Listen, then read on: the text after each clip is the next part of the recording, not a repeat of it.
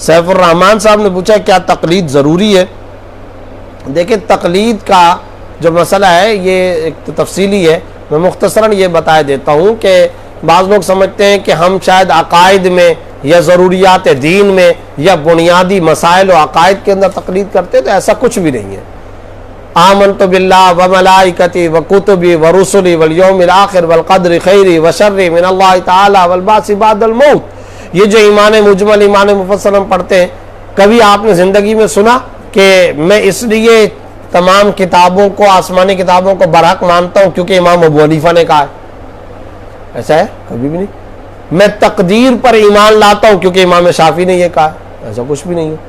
تو جو اصولی مسائل ہیں ان کے اندر کوئی تقلید نہیں ہوتی ہے، وہ براہ راست قرآن و سنت سے لیے جاتے ہیں، اور دیگر جو مسائل ہیں وہ بھی سب قرآن و سنت سے لیے جاتے ہیں۔ صرف اور صرف مسئلہ یہ ہوتا ہے کہ بعض جزوی مسائل، یعنی اب آپ دیکھیں اسلام کے 5 شعبے، عقائد، عبادات، معاملات، معاشرت، اخلاقیات۔ اب اخلاقیات میں کوئی تقلید وغیرہ کا معاملہ نہیں ہے، اور معاشرت کے اندر کوئی نہیں ہے، صرف اور صرف عبادات اور معاملات، ان میں 50% اصول ہے، ان کے اندر کوئی تقلید نہیں۔ اب آگے رہ جاتے 50%۔ عقائد میں کوئی نہیں ہے، اچھا اب صرف اور صرف 2 شعبے، ان میں بھی 50%۔ اب وہ جو 50% ہے اس میں سے 25% مسائل وہ ہیں جس کے اندر افضل اور غیر افضل کا معاملہ ہے، افضل اور غیر افضل کا، جیسے کہ میں نے ابھی یہ مسئلہ بیان کیا رفع الیدین کا۔ اب رہ گئے 2 شعبوں میں صرف 25% مسائل کا معاملہ، تو ان میں اختلاف ہے، اور اس کے اندر جو اختلاف پیدا ہوا، تقلید کی ضرورت کیوں پڑتی ہے، تو وہ سمجھ لیجئے۔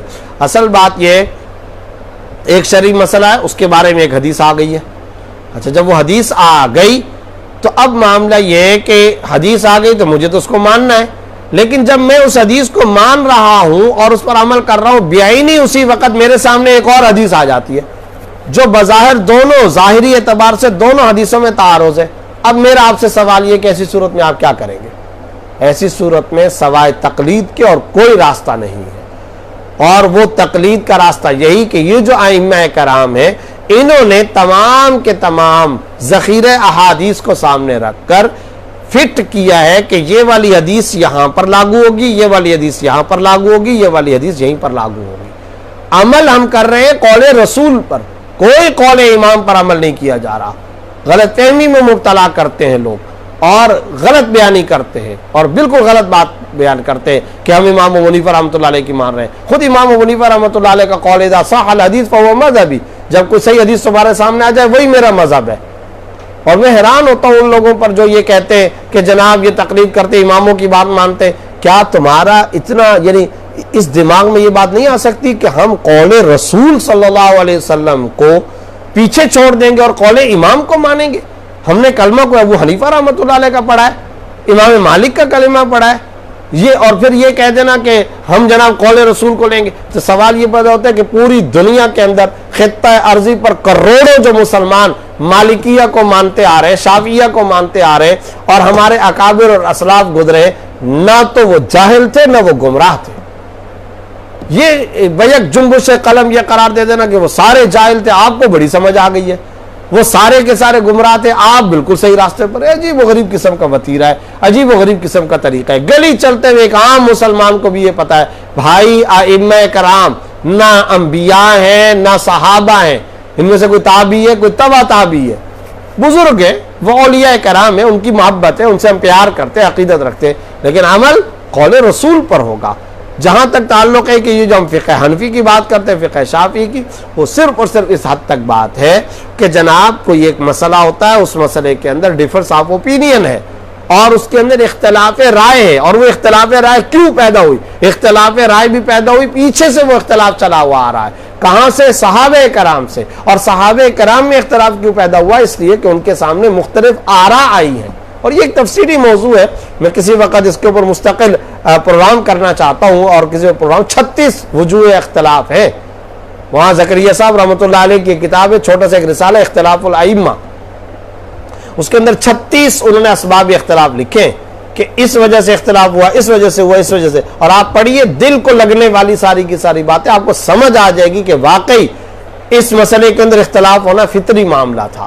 یقیناً اس مسئلے کے مثلاً میں ایک چھوٹی سی بات آپ کو بتاتا ہوں کہ ایک معاملہ ہے مثال کے طور پر مدینہ منورہ کے اندر یہ کام ہو رہا ہے کہ جناب مکہ میں یا مدینہ منورہ کے اندر کہ نماز کے دوران میں گفتگو کرنا جائز ہے، گفتگو کر رہے ہیں صحابہ کرام، بلکہ امام بخاری نے باب قائم باب من یتکلم فی الصلاۃ، نماز کے اندر باب کلام سے متعلق، کلام فی الصلاۃ سے متعلق مستقل باب قائم کیا، تو صحابہ کرام بات چیت کرتے ہیں۔ اچھا، اب ان میں سے ایک صحابی یہاں سے چلے گئے اور وہ چلے گئے یمن کے اندر، شام کے اندر، کسی اور ملک کے اندر، اور پیچھے سے یہ حکم، ظاہر ہے کہ ایک دم سارے کے سارے شرعی احکام تو آسمان سے وحی کے طور پر لاگو نہیں ہوئے نا، تو آہستہ آہستہ آئے، اور اس کے اندر بھی حکمت تھی۔ رسول اللہ صلی اللہ علیہ وسلم مزاج شناس امت ہے، اور خالق کائنات جو انسانیت کو پیدا کرنے والا، وہ انسانیت کے مزاج کو اور نفسیات کو سب سے زیادہ جاننے والے۔ اب معاملہ یہ ہوا کہ کلام کر رہے ہیں، بات چیت کر رہے ہیں، وہ صحابی چلے گئے یمن کے اندر موجود، پیچھے سے کلام فی الصلاۃ، نماز کے اندر گفتگو کی اجازت منسوخ ہو گئی۔ اب میرا آپ سے سوال یہ ہے کہ یمن کے اندر ان کو کیسے پتہ چلے گا کہ جناب وہ جو حکم تھا وہ منسوخ ہو گیا؟ کیسے پتہ چلے گا؟ ٹی وی ہے؟ نہیں ہے۔ ریڈیو ہے؟ نہیں ہے۔ انٹرنیٹ ہے؟ نہیں ہے۔ کوئی ذریعہ نہیں ہے۔ اب اگر یمن میں اس صحابی کو دیکھ کر کوئی آدمی نماز کے اندر کلام کرتا ہے تو آپ اس کو غلط نہیں کہہ سکتے، اس لیے کہ وہ تو مدینہ منورہ کے اندر یہ دیکھ کر کے آئے ہیں۔ چنانچہ یہ واقعہ موجود ہے کہ ایک صحابی وہ آئے ہیں اور وہ آ کر کے باقاعدہ السلام علیکم کرتے ہیں نماز کے اندر، صحابہ میں سے کوئی جواب نہیں دیتا، وہ پھر سلام کرتے کوئی جواب نہیں دیتا، وہ پھر سلام کرتے کوئی جواب نہیں دیتا، بار بار یہ ہو رہا ہے۔ اب کیا ہوا کہ باقاعدہ نماز کے بعد اس صحابی کو بتایا گیا کہ بھائی آپ جب یہاں پر تھے نماز میں سلام و کلام کی اجازت تھی، آپ چلے گئے، اب وہ سلام و کلام کی اجازت نہیں تھی، وہ منسوخ ہو گئی، ختم ہو گئی۔ اب بتائیے یہ ایک سبب اختلاف ہے ایک اختلاف کا سبب، تو کیا یہ نیچرل ہے یا نہیں ہے، فطری ہے یا نہیں ہے؟ ہم ہوتے تو کیا ایسا ہوتا یا نہ ہوتا؟ 36 اسباب اختلاف ہے۔ اس وقت چونکہ تفصیل کا موقع نہیں ہے تو خلاصہ یہ کہ اس طرح کی جو اختلافی احادیث بظاہر متعارض، حقیقت میں نہیں، بظاہر جو متعارض احادیث سامنے آتی ہے اس میں سوائے تقلید کے اور کوئی راستہ نہیں ہوتا، اس لیے آپ کو کوئی ایک اس کے اندر معاملے کو اختیار کرنا پڑتا ہے، لیکن وہ جس کو اختیار کر رہے ہیں وہ بھی حدیث سے ثابت ہے، اور روایت کے اندر آیا ہوا معاملہ ہے، وہ حکم رسول صلی اللہ علیہ وسلم ہے، قول رسول صلی اللہ علیہ وسلم ہے۔ کوئی اتنی موٹی بات کو اپنے ذہن سے نکال لے اور اتنی موٹی بات ہی کوئی نہ سمجھ سکے، جناب ہم رسول اللہ صلی اللہ علیہ وسلم کے قول کو نہیں سمجھتے یا نعوذ باللہ ان کو ہم ترجیح نہیں دیتے اور امام کے قول کو اختیار کرتے، کیا ہو گیا؟ آپ گئے مسجد کے اندر، عصر کی نماز پڑھی، نماز پڑھنے کے اندر آپ سے کوئی غلطی ہو گئی، جب غلطی ہوگی آپ نماز کے بعد کیا کام کرتے ہیں؟ جا کر کے آپ امام صاحب سے پوچھے، امام صاحب ابھی میں نماز پڑھ رہا تھا یہ ہو گیا، اب بتائیں میں کیا کروں؟ اب وہ امام صاحب آپ کو بتاتے ہیں ایسا نہیں ایسا کر لو، تو کیا آپ نے مسجد کے امام کی تقلید کر لی ہے؟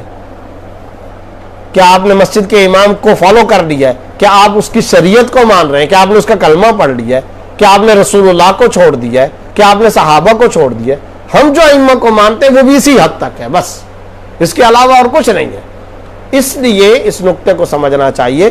بعض لوگ تقلید کا لفظ کہہ کر کے لوگوں کے اوپر روب ڈالنے کی کوشش کرتے ہیں، بڑا دبدبہ، جناب یہ تو تقلید کرتے ہیں، یہ تو اماموں کو مانتے ہیں، ہم تو نبی کو مانتے ہیں، یعنی عجیب و غریب بات ہے۔ حافظ ابن حجر کو یہ بات سمجھ میں نہ آ سکی، آپ کو سمجھ میں آ گئی۔ آج یہاں گھوٹکی، حیدرآباد اور ماڑا اور لاہور کے ایک امام مسجد کو یہ بات سمجھ میں آ گئی ہے، امام شافعی اور مالک کو یہ سمجھ میں نہ آیا۔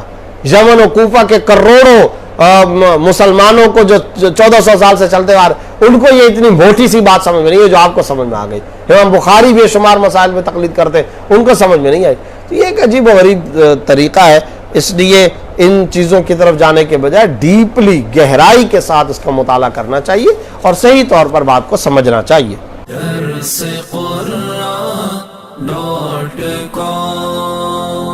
www.darsequran.com